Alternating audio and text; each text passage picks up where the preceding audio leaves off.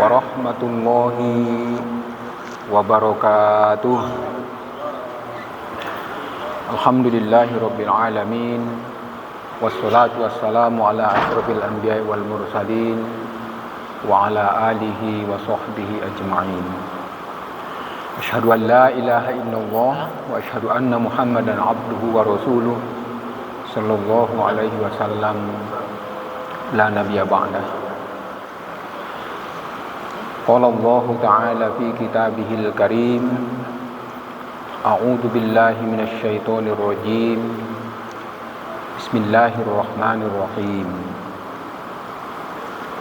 Ya Daud, inna ja'alnaka khalifatan fil ardh fahkum bainan nas bil adl. Wahai Daud, kami telah menjadikanmu sebagai khalifah, pemimpin, pengelola, pengendali di muka bumi, maka putuskanlah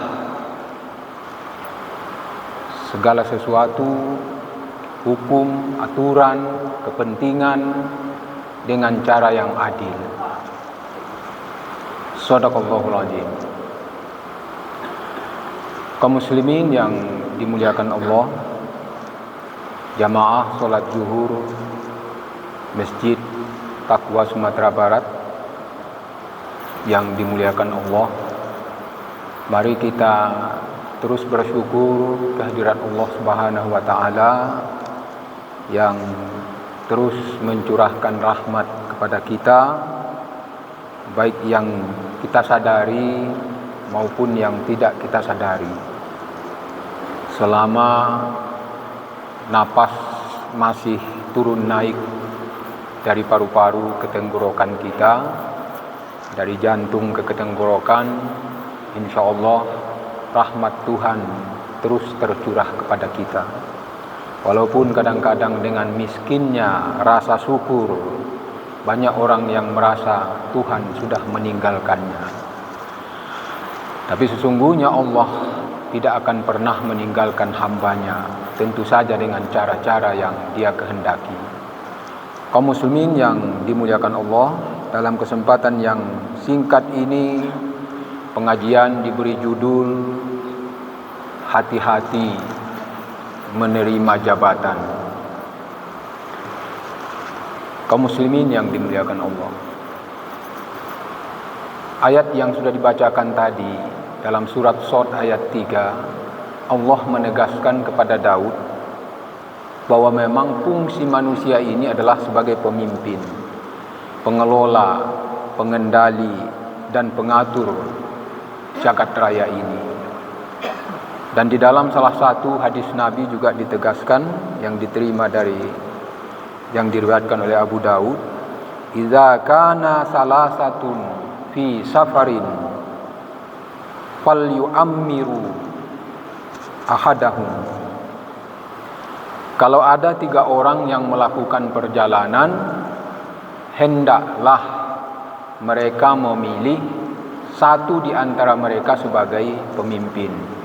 Jadi kalau ada komunitas, ada kelompok, ada golongan, memang mau tidak mau harus diangkat salah seorang dari kelompok itu yang dituakan sebagai pemimpin untuk menerima putusan-putusan dan memutuskan perbedaan-perbedaan pendapat di antara kelompok-kelompok itu. Maka pemimpin atau pejabat itu adalah sunnatullah yang harus ada di tengah-tengah komunitas kehidupan manusia. Kadang-kadang kan ada yang berpendapat, ada yang tidak mau memilu karena merasa pemimpin itu tidak akan menolong. Tapi sebenarnya kalau tidak ada pemimpin pun semeraut, apalagi pemimpin tidak ada. Tentu akan lebih baik ada pemimpin dengan segala kelebihan dan kelemahannya. Tapi yang terpenting sebenarnya Islam mewanti-wanti agar jangan sampai pejabat yang akan memimpin itu dengan niat yang tidak benar.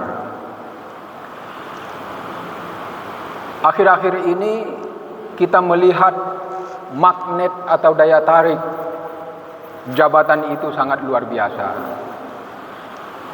Beberapa informasi menjelaskan untuk jadi calon presiden itu dananya yang harus disediakan kisaran antara 3 sampai 7 triliun. Luar biasa, Pak. Untuk jadi gubernur 25 sampai 100 miliar. Besar sekali. Untuk DPR RI kisaran antara 20 sampai 40 miliar. Untuk DPRD provinsi kisaran 200 juta sampai 1 miliar. Besar sekali. Sangat besar. Tapi nampaknya orang terus berebut dan berjuang untuk mendapatkan jabatan-jabatan strategis. Dan kemarin saya ketemu dengan tokoh Muhammadiyah yang dekat dengan politisi.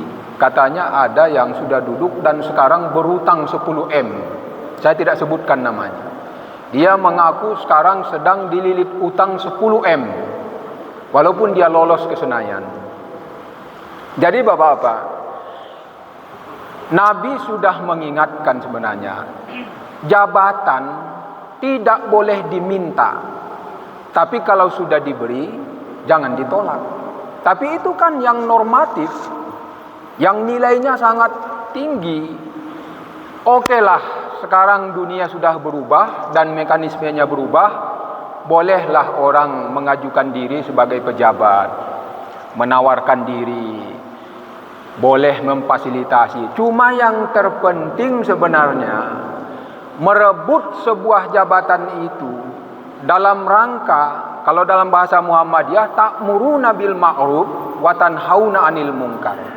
Yang ada di dalam pikirannya itu, mindsetnya itu, niatnya itu adalah meluruskan yang bengkok dan mempertahankan yang lurus.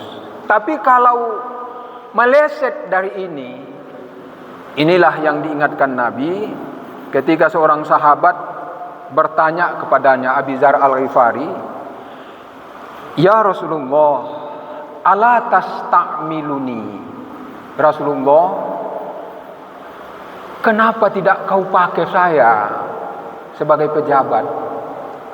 Kata Nabi, innaka dhaif. Anda lemah, Abi Dzar. Wa innaha amanah. Jabatan itu adalah sebuah amanah. Jadi sekarang saya merasa Indonesia sudah hampir 80 tahun merdeka, dengan kekayaan alam yang melimpah, lautan, hutan, tambang emas, tambang minyak, tambang semen, tambang batu bara, semuanya ada.